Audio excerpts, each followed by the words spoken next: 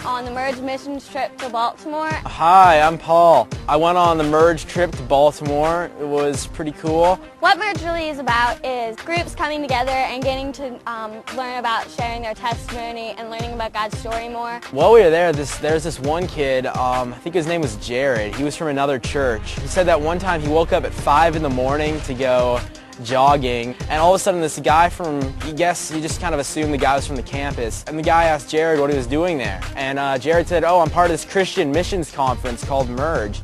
And the guy was like, "Christians, aren't you all usually stuck up and everything?" Jared was like, "No." And Jared just started sharing the gospel with this guy.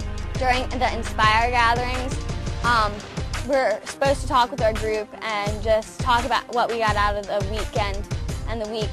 And just one thing that got me was that we were able to worship and just come together and be one and put aside our differences just to be a group just set on God and His mission.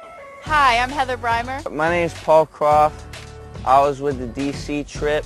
Ashley Breimer. I'm Ashley Breimer. I'm Katie Quackenbush. We were going to churches and helping bag food to feed the homeless, and we're going to daycares and playing with kids, you know, like just these kids that live in Anacostia and stuff. It was real cool to play with them. Basically, we were just like serving the community. We cleaned out this huge building and we painted it for summer camp. We went to Allen's Chapel. It was this daycare center for little kids, and we played with them and taught them math and grammar.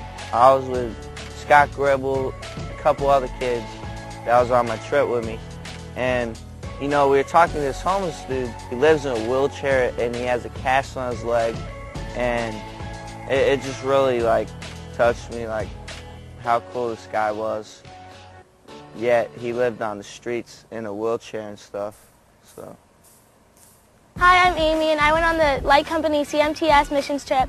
And basically when I went, what we did was we helped out these two people named Andy and Nancy who give missionaries a place to stay.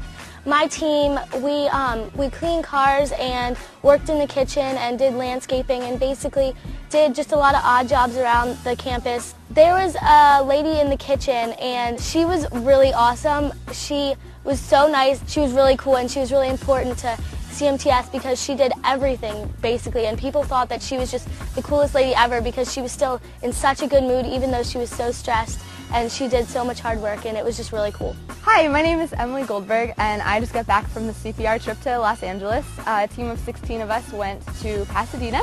We worked with a group called Harambe Ministries.